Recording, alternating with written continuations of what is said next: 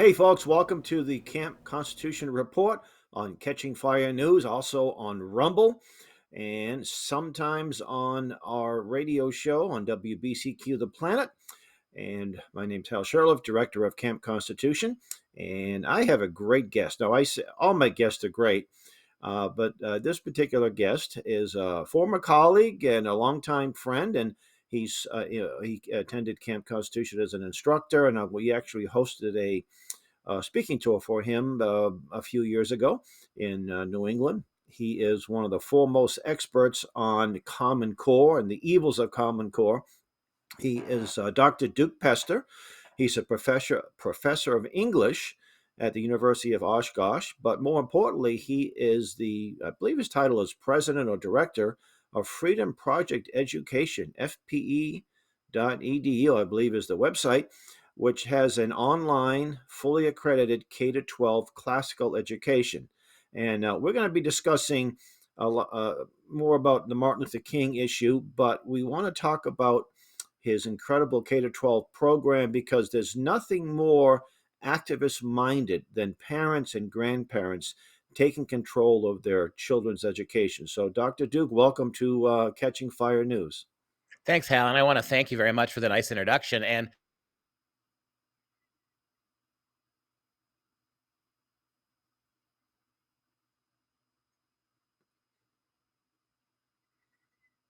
we got a freeze here.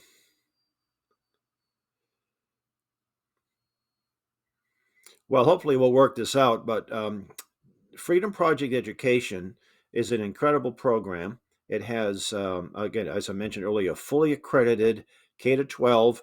One of my girls took, what it is, it's interactive. There are actually real professors teaching classes, and there's all kinds of great topics.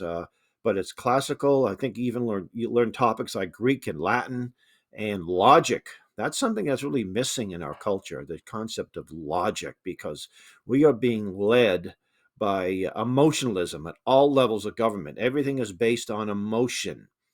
How do you feel about something? And before the show came on, I'm pre-recording this on a Wednesday afternoon, January 18th, which, by the way, is the first anniversary of our U.S. Supreme Court hearing our case, Shurtleff v. Boston. But a hockey player in the Philadelphia Flyers refused to wear a rainbow shirt during a warm-up session because it was Gay Pride Day or Gay Pride Night or something like that. Since I think most of the NHL is back home in June. They're not. I think there might be maybe the Stanley Cup playoffs sometime to last them till June. So they do this because they can do the. So the gentleman, I can't recall his name. He happens to be a Christian, and he said, "I'm just not doing it. I can't violate my religious faith." And the left is going ballistic. It isn't that homosexuals necessarily going ballistic, but it's the left. It's all of these mostly white, non-homosexuals. That's, oh, this man is horrible, horrible. At one point, I'm 63. I recall when back in the late 60s and early 70s, the argument was what two consenting adults do in the privacy of their own home or bedroom. There we go. I have Hey, no idea. Did you lose me or I lose you? What happened? we lost you, but you're back. Okay, so And I don't. I Where filled it did I in. leave off? Where did? How far did I get? You got about one sentence. So why don't Okay. you start what you were saying? Okay. So thank you, Hal, very much. I'm really glad to be with you today. I loved your introduction. I appreciate it. And you and I have talked about this a lot. Our kids are in public schools, and our kids are being overwhelmed with critical race theory and sexualization and transgender this and environmentalist that. And nothing we can do seems to stop or change the public schools. So in a sense, Right. our kids are in a building that's on fire. And the kick in the pants is the door's open. All you got to do is walk out. There are all sorts of options. We, Freedom Project, are one of those options. We are a complete online school for kids from kindergarten all the way through high school. What's unique about us, Hal, is that we don't send you recordings. We don't send you books or tapes. We have live teachers teaching your kids in real time with other kids in the virtual classroom all across the country and the world. They can talk to the teachers. They can talk to other kids. We recreate a actual classical education classroom for your kids. And and if you're just a homeschool mom who's happy teaching your kids, and you want a little help with chemistry or physics or astrophysics or marine biology, these are all courses we offer as well. So you could take a whole year's worth of curriculum for us, or just take one class, and we can go to fpeusa.org, and you can find out more about us, and you can contact us. Yeah, I want to highly recommend it. One of my daughters took a few courses a few years ago, and one of them was logic. In fact, one of the classes, she came up to me, asked me for help, and I said, "This is above my pay grade, hon."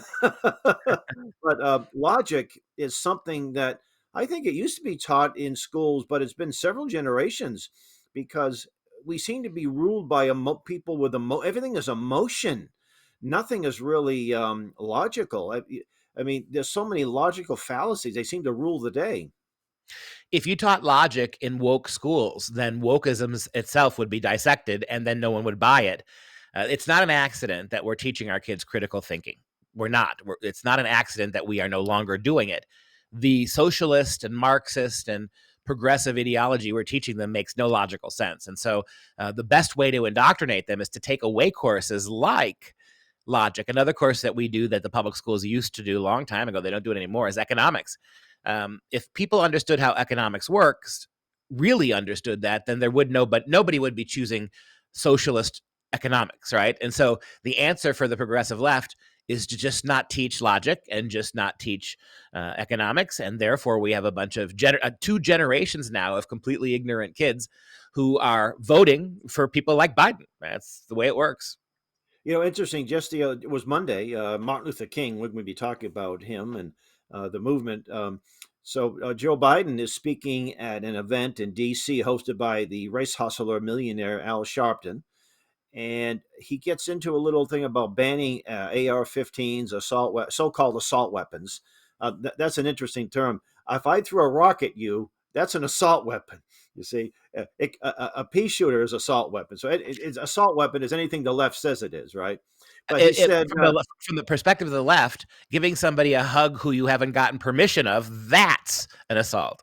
uh, anyway, he said something to the effect that he said, "My right wing friends talk about he misquoted Thomas Jefferson, where he said that the roots of liberty, the tree of liberty, should be watered by the blood of tyrants and patriots from time to time, or something to that effect."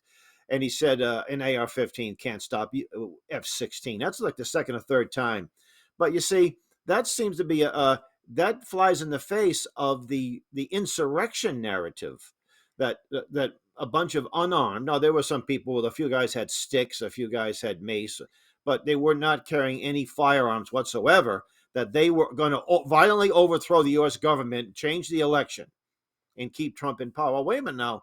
You're the guys with the F-16s. You're just saying that an unarmed group can take over the government, but the average citizen can't do much because of your F-16s.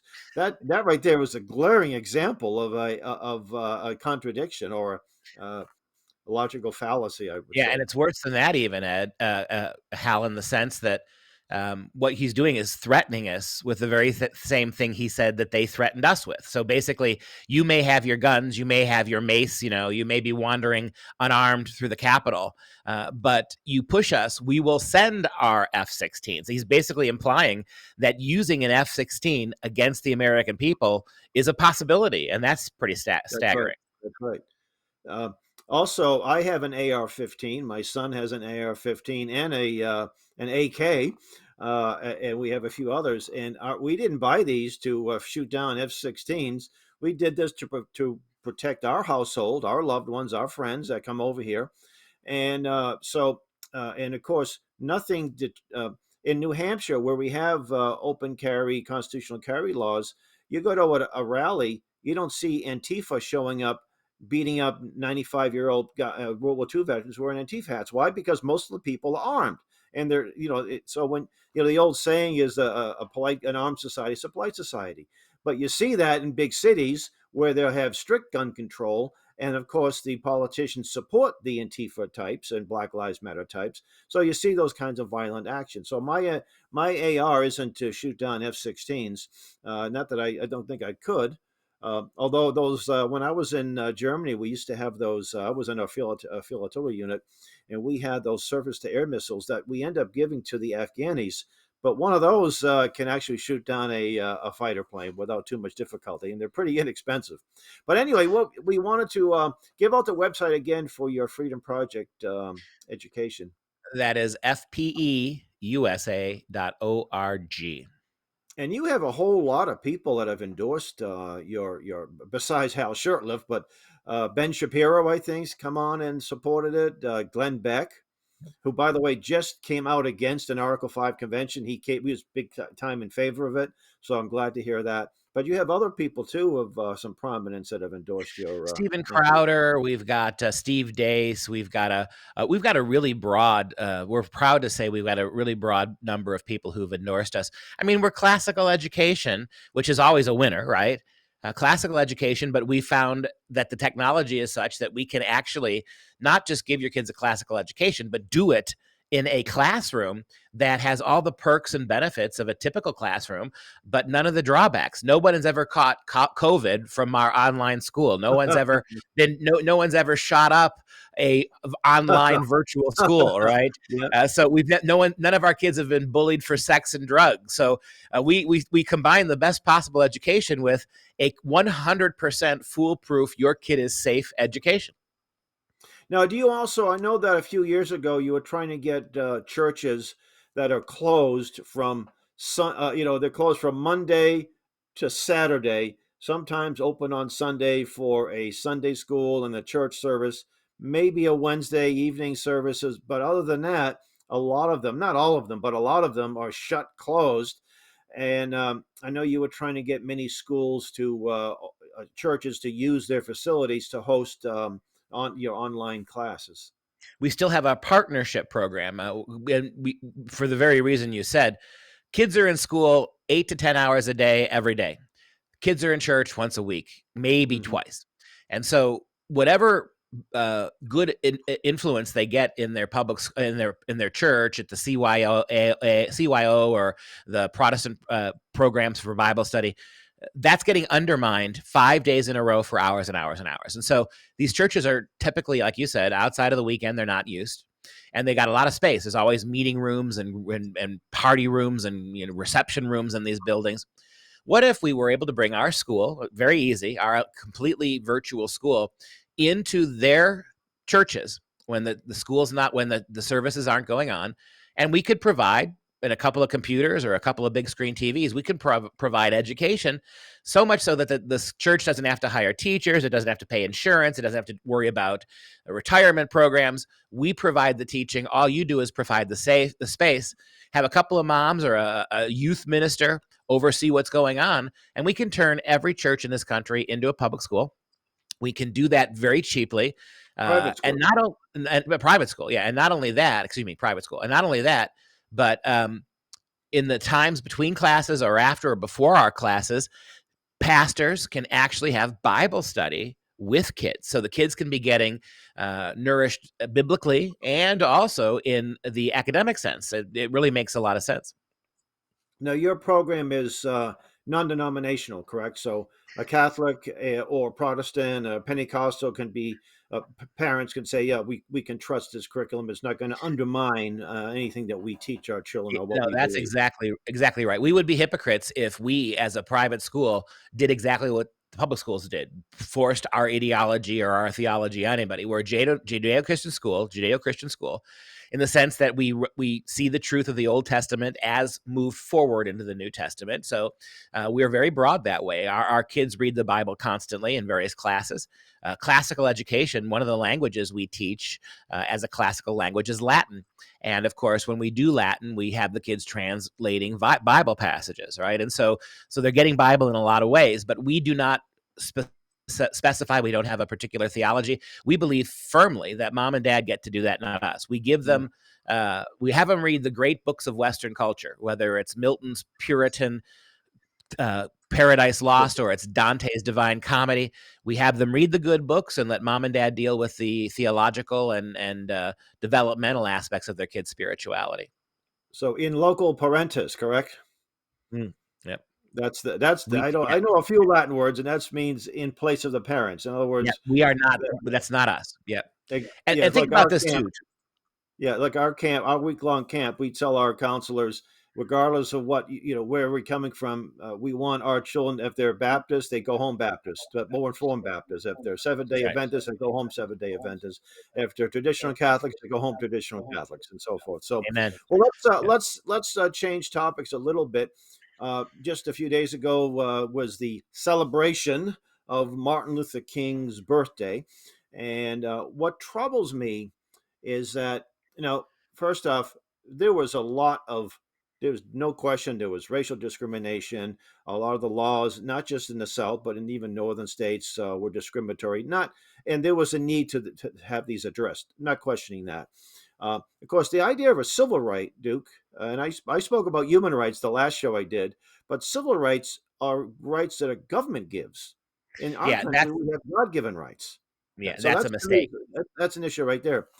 But Martin Luther King became sort of the face of the civil rights movement, and there's a lot of issues with Mr. King, Reverend King. First off, his doctoral thesis was plagiarized. He was a horrible womanizer. Now we're all sinners saved by grace, but it wasn't just a casual or an act of I don't know, passion, and he repented of it. Never did, as far as we know. Um, and also he collaborated not just with leftists but with known communists. So discuss that a little bit. Well, yeah, this is the hypocrisy. We've been told by the same leftists who are revering Martin Luther King, uh, and uncritically reviewing Martin Luther King. In other words, we have, to use a word from the left, we have whitewashed Dr. King. We have made him not human. We've turned him into a kind of a saint. The same people who want to ignore his womanizing, and by definition, then the mistreatment of his wife, the cheating, and also want to ignore the fact that he was a plagiarist, and also want to ignore the fact that he was a communist at the end of his life. And one you didn't mention, and we have credible evidence from an FBI document that he was in a room when another black pastor raped multiple women. And his response, according to the information that we have, was to laugh about the rape. So this is even more serious than that. Put it this way. If that kind of evidence existed for any other white figure in Western culture, it would be enough to get them canceled. But we don't even mention it when it comes to Reverend King. And so to me, it's the hypocrisy. Societies and countries, nations survive on their mythology. Let me explain that real quick. If you don't believe in your country won't last. If you don't believe in the virtue of what you are, then it's going to change and be ruined. We all have mythology. I'll give you an example. We know that George Washington probably never did chop down a cherry tree and then admit Mm-hmm. to it.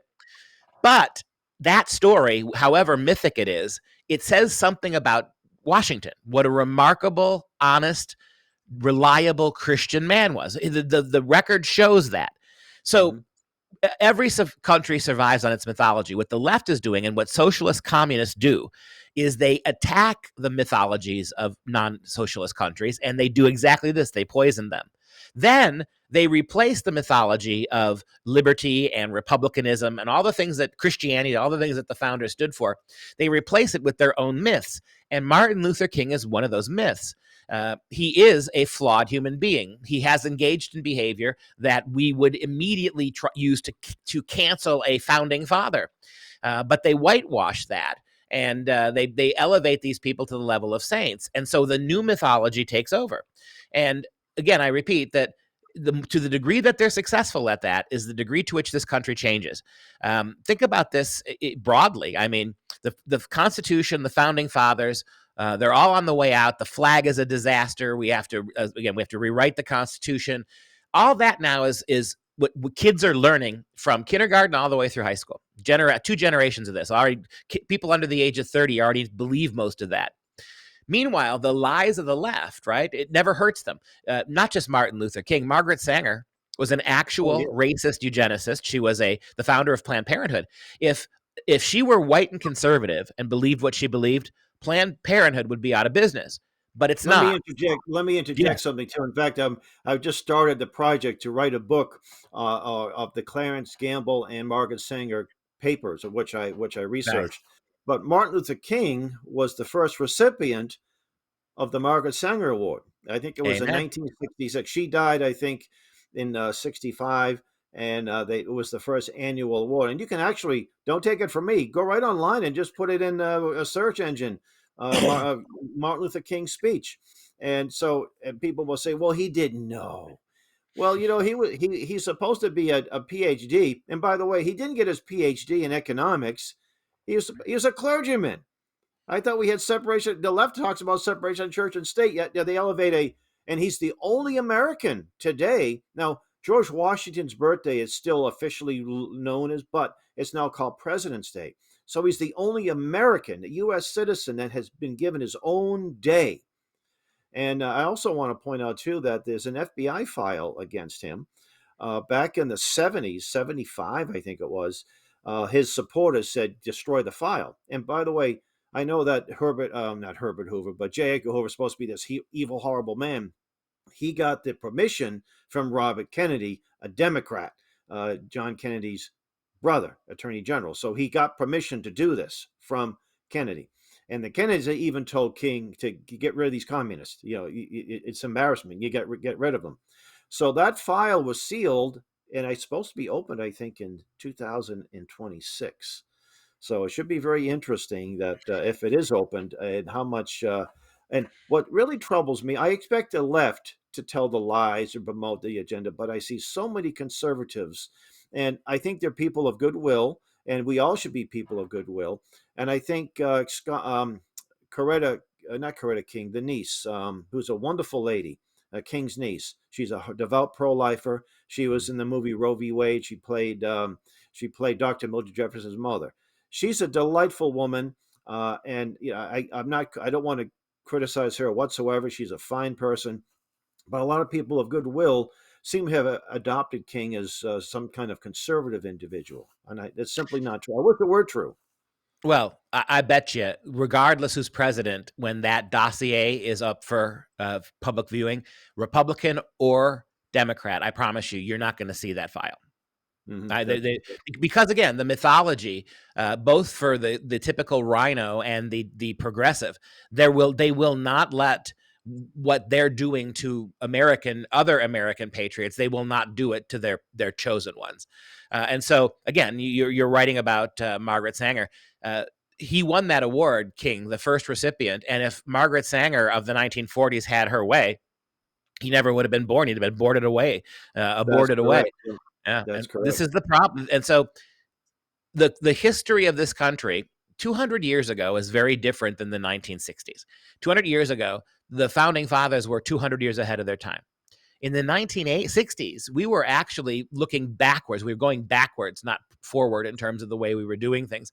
We were unmaking freedom. We were compromising the republic. We were doing all sorts of things that you see today that are being done by people like Biden and Obama to undermine, to morph us into a democracy rather than a republic. Most kids believe we're a democracy.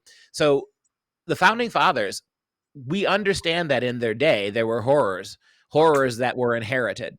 This is not to excuse them, but it is to point out that in the midst of the world in 1776, I tell this to my students all the time. In 1776, 85% of the world's population lived under some kind of slavery, chattel slavery, indentured servitude.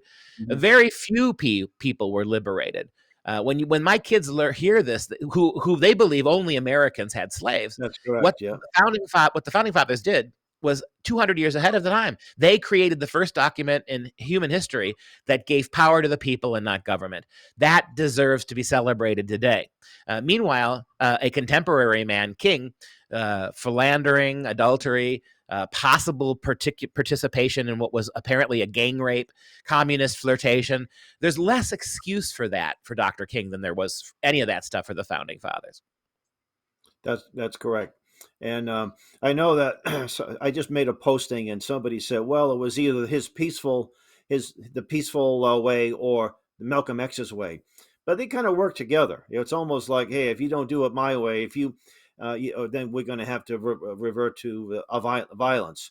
And interesting that there was a book published by Western Islands. It's no longer called Western Islands, but it was a publication by the John Birch Society called "It's Very Simple." The true story of civil rights. In fact, I had about 15 copies, and being gobbled up on Amazon pretty quickly. So the word's getting out on that. And I do have a PDF version. If anybody would like one, I'll just get a hold of me through our Facebook page or our website, campconstitution.net, and we'll send you a free PDF version. But Martin Luther King made no bones about his goal. He said this in the April 1965 Saturday Evening Post, that his goal was to get his people out in the streets, and they get white racists to commit acts of violence against them, and then it will get national media attention, and people of goodwill will demand federal remediation, federal legislation to prevent these kinds of things. So everything he did was designed to increase the power of the federal government. I mean, and having said that, I agree with everything you've said. I still think when you consider the Black Panthers, when you consider Malcolm X, the one thing, let's be very, very blunt, the one thing that almost everybody knows about Martin Luther King is the "I have a dream" speech. That is Mm-hmm. his legacy. And, to show you, I mean, by completely underscoring what you just said, in that speech, he said something that I think was very Christian, and that's something that would get him kicked out of the Democrat Progressive Party today. He said, Absolutely, yeah. "I want my children judged by the content of their character, not the color of their skin." However badly he behaved as a community activist, and he did a lot of the things you said, all of them, nevertheless, that's the main thing for which he is remembered. And that is certainly superior, and so much better than what all the other race baiters of the day were doing, that would get him kicked out of the Democrat Party today. So in that sense, of all of those guys, he is the one perhaps that we could justly hold up over the others, but Mm-hmm. not at the expense of telling the truth about him. And the It funny is thing a is, beautiful, yeah, it is a beautiful speech. yeah, And I learned, and should have known this. I learned through my new friend Vince Ellison, who wrote a book about. Hope you should have him on your show at some point. He said Stanley Levinson wrote that speech at a communist. wouldn't But surprise me. communists, it's like the devil knows the Bible better than most Christians. So communists know how to pull the strings, how to pull the emotional strings. Yeah, no, you're right. And I've always made the argument to my university kids, besides being the director of Freedom Project, you mentioned I'm a tenured professor of English. I make this point to my kids all the time that socialism and communism, both of it, all that, and fascism too, for that matter, which are really rooted in atheism, they have never been able to out argue Christianity. They can't do it. Christianity is the kryptonite of those worldviews.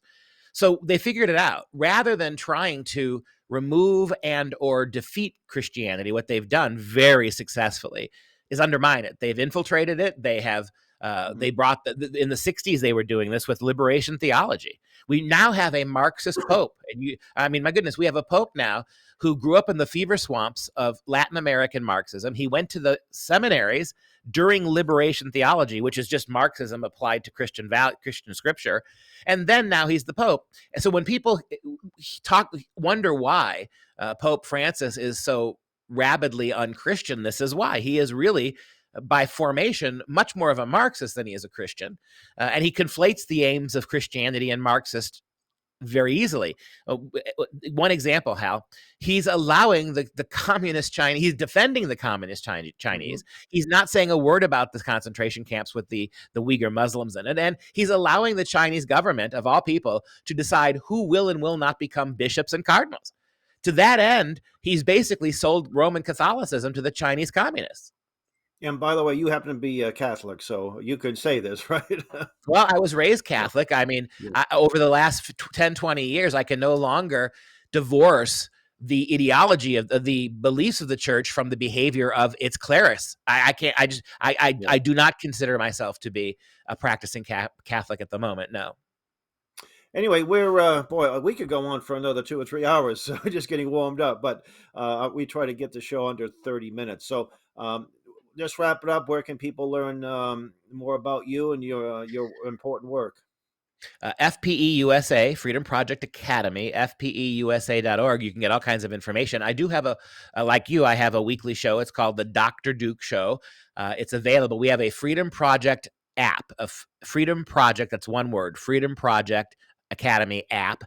You can download that app anywhere you can get free apps, and we can send you, you can access for free the Dr. Duke Show. We do 20 different shows a week here at Freedom Project about liberty, about constitutional values, and about Christianity. 20 different shows every single week. All of that would be available to you for free. If you want it, just download the app.